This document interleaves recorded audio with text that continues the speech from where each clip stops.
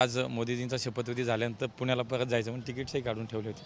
पण अचानक फोन आला माननीय नड्डा साहेबांचा आणि त्यानंतर देवेंजींचा की 11 वाजता कार्यकर्त्याला, कारण बुजतारावती काम केलेला कार्यकर्ता आहे. कधी स्वप्नात असं वाटलं नव्हतं की इथपर्यंतचा प्रवास होईल. पण माझ्या पक्षामध्ये घड नाही, मलाही काही कल्पना नव्हती असं काही होईल म्हणून. कारण मी तर आज मोदीजींचा शपथविधी झाल्यानंतर पुण्याला परत जायचं म्हणून तिकीट्सही काढून ठेवले होते.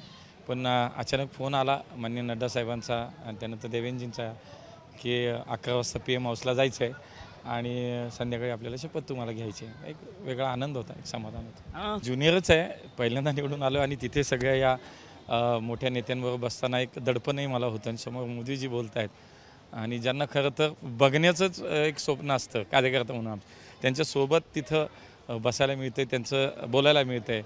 एक मोठी पर्वणीच होती माझ्यासारख्या कार्यकर्त्याला, कारण बुजतारावती काम केलेला कार्यकर्ता आहे.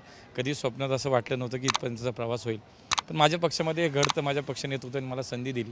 पण एकूणच पुढच्या काळामध्ये नेमकं सरकार म्हणून कशा पद्धतीने आपल्याला काम करायचं त्यांनी सगळ्यांना मार्गदर्शन केलं. एक वेगळा अनुभव होता. मला स्वप्नातही वाटलं नव्हतं. मी कुठेही कोणालाही भेटलो नाही, कोणालाही मी विनंती केली नाही. कारण मला विश्वास आहे माझ्या पक्षावर की योग्य वेळेला योग्य संधी, योग्य काम पक्ष हा प्रत्येक कार्यकर्त्याला देतो. आणि मला पण इतक्या लवकर काही ही संधी किंवा हे काम मिळेल असं वाटलं नाही. पण दिलेली संधी माझ्या पुणेकरांचा, खरं तर प्रत्येक पुणेकराचा सन्मान आहे.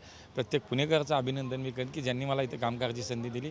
माननीय मोदीजी, अमितभाई, माननीय नड्डाजी आहेत, माननीय देवेंद्रजी आहेत, आमचे बावनकुळे साहेब आहेत, गडके साहेब, या सगळ्या नेत्यांनी मला आशीर्वाद दिले, काम करायची संधी दिली. की मी ज्या संघटनेत येतो, ज्या विचारातून येतो, ज्या संस्कारातून येतो, आम्हाला हेच शिकवलं, दिलं ते काम चांगलं करा, दिलं ते काम प्रामाणिक करा, दिलेल्या कामाची जी जबाबदारी दिली त्याला न्याय द्या. त्यामुळे मला असं वाटतं की जे दिलं ते खूप काम करायचं आहे, देशाची सेवा करायची आहे, मला पुण्याची सेवा करायची.